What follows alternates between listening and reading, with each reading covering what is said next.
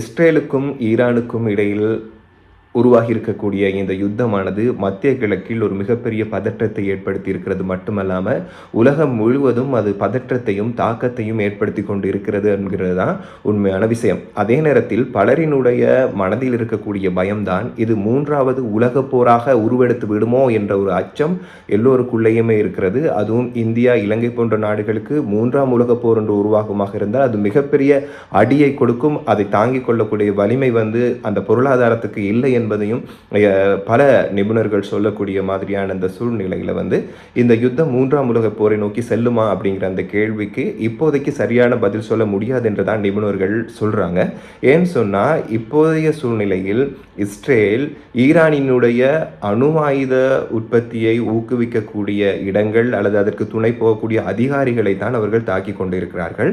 இந்த தாக்குதல் என்கின்றது அந்த வரையறையை தாண்டி, அந்த வட்டத்தை தாண்டி வெளியில் செல்கின்ற பொழுதுதான் அது மிகப்பெரிய தாக்கத்தை ஏற்படுத்தக்கூடிய வாய்ப்பு இருக்கிறது. இருந்தாலும் எண்ணெய் கிணறுகளும் தாக்கப்பட்டு கொண்டிருக்கிறது. உலக எண்ணெய் உற்பத்தியில் கிட்டத்தட்ட 1/5 ஈரானை சார்ந்ததாகத்தான் இருக்கிறது. அந்த சூழ்நிலையில் இந்த இஸ்ரேலினுடைய தாக்கம் அப்படிங்கிறது இல்லை இந்த யுத்தத்தினுடைய தாக்கம் என்பது இப்போதிருந்தே மற்ற நாடுகளுக்கு வர ஆரம்பித்து விட்டது என்று தான் சொல்லணும். பொறுத்திருந்து தான் பார்க்க வேண்டும். அதே நேரத்தில் இஸ்ரேலுங்கிறது ஒரு சிறிய நாடு, கிட்டத்தட்ட 1 கோடி அளவான மக்கள் வாழக்கூடிய ஒரு நாடு. ஆனால் ஈரான் அப்படிங்கிறது கிட்டத்தட்ட 9 கோடிக்கும் அதிகமான மக்கள் வாழக்கூடிய ஒரு பெரிய நாடு. இராணுவ ரீதியில், அங்கத்தவர்கள் ரீதியில் அதிகமான இராணுவ உறுப்பினர்களை கொண்ட நாடாக ஈரான் இருக்கிறது. அங்கத்தவர்கள் அடிப்படையில் இஸ்ரேலினுடைய இராணுவத்தின் அளவு பலம் குறைவாக இருந்தாலும் ஆயுதம், பக்கபலம் ஐரோப்பிய நாடுகள், மேற்குலக நாடுகளினுடைய அரவணைப்பு அப்படிங்கிறது இஸ்ரேலுக்கு மிக அதிகமாகவே இருக்கிறது என்பதுதான் இந்த யுத்தத்தினுடைய தாக்கத்திற்கு மிகப்பெரிய காரணமாக இருக்கிறது.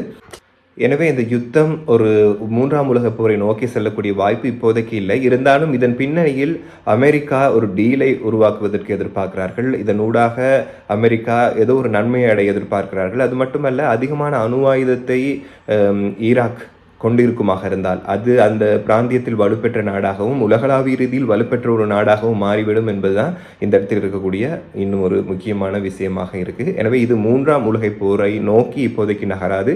அது அந்த யுத்தம் என்பது நிறுத்தப்படுவதற்கான வாய்ப்பும் அதிகமாக இருக்கிறது என்றும் சொல்ல வேண்டும். ஏன்னா காசாவில் ஏற்கனவே பெரிய ஒரு பலத்த அடியினை காசா மக்கள் எதிர்கொண்டார்கள்.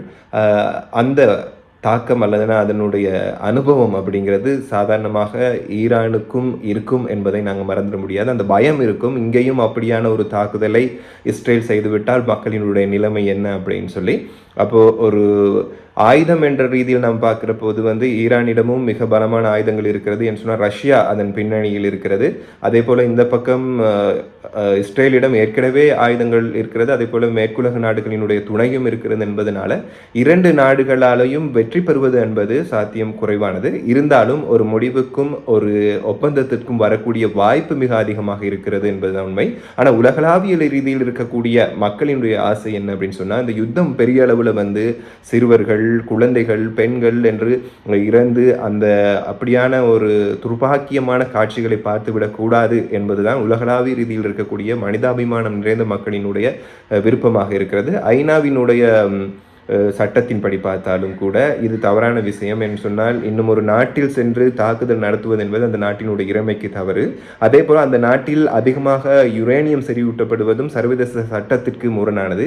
எனவே 2 நாடுகளுமே சர்வதேச சட்டத்தை மீறிதான் இந்த செயற்பாட்டுகளுக்குள் போயிருக்கிறாங்க அப்படிங்கிறது இன்னும் ஒரு விஷயம். ஆனால் மூன்றாம் உலகப் போரை நோக்கி செல்வதற்கான சூழ்நிலை இப்போதைக்கு இல்லை. ஆனால் அந்த நிலைமை மாறிவிடக்கூடாது என்று சொன்னால் இந்த தாக்கம் பொது இடங்களுக்கு சென்றோ அல்லது பொதுமக்களை அதிகமாக அழித்தோ அல்லது மதஸ்தலங்களை அதிகமாக அழிக்கக்கூடிய சூழ்நிலை வந்தால் எகிப்து, மற்றது துருக்கி மற்றும் சவுதி போன்ற நாடுகளினுடைய மனமாற்றங்கள் ஏற்படுமாக இருந்தால் அது உலகளவில் பாரிய தாக்கத்தை ஏற்படுத்தும். எனவே பாலைவனத்தை சோலைவனமாக மாற்றியிருக்கக்கூடிய இஸ்ரேல் அந்த பாலைவன பூமியை ஒரு துர்பாக்கியமான பூமியாக மாற்றாமல் இருக்க வேண்டும் என்பதுதான் எல்லோரினுடைய எதிர்பார்ப்பாகவும் இருக்கிறது.